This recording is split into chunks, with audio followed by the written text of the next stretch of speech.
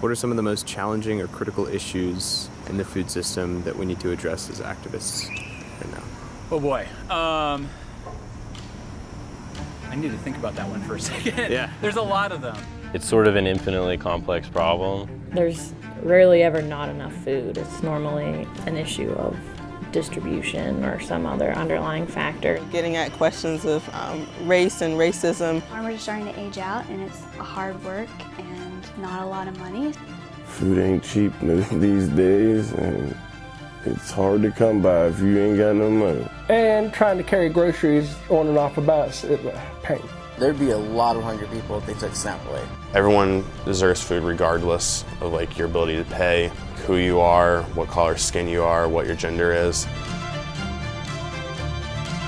All of us in this room know that in the state of West Virginia we struggle as a community with provisioning healthy foods, with accessing healthy foods. And so what we're here to do is to build up human resources for food system change.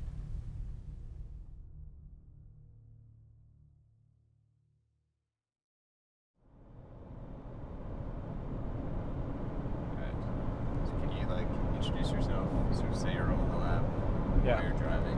Cool. So my name's Thompson Gross. I'm the GIS Research Director in the Food Justice Lab. We're on our way back from Calhoun County right now. We're going to observe and help out with a senior box giveaway day. So they're distributing food to seniors in partnership with us and with Mountaineer Food Bank. So that's a project that came out of our Nourishing Networks workshop that we held, 6 months back.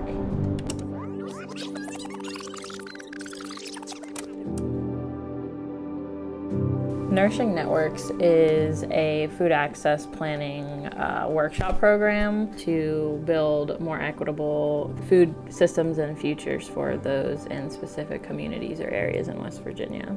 Bringing various players in the food world, whether that be state assistant agencies or even farmers, into the same room to talk about some of the issues and the barriers that they're facing as singular organizations. Working on projects together and realizing that, it's great that you're all working on separate projects, but what would this look like if everyone had a same vision or had a similar vision? Said, hey, there's one retailer in this entire county and it's not always stocked. So we gathered all this data that we could. We put together this workbook, which is where you guys come in. Talking about identity barriers, again, it's an older population. No nearby outlets for produce. Transportation was an underlying issue for all of these.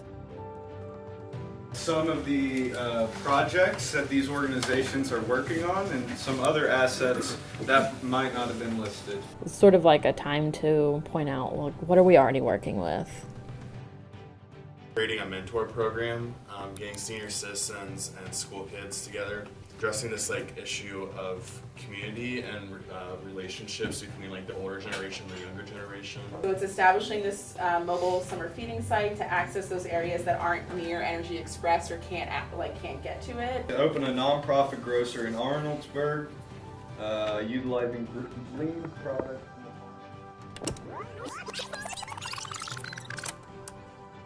We are doing the Silver Lining Box giveaway, and they are a mimic of the senior boxes that have been approved through the USDA.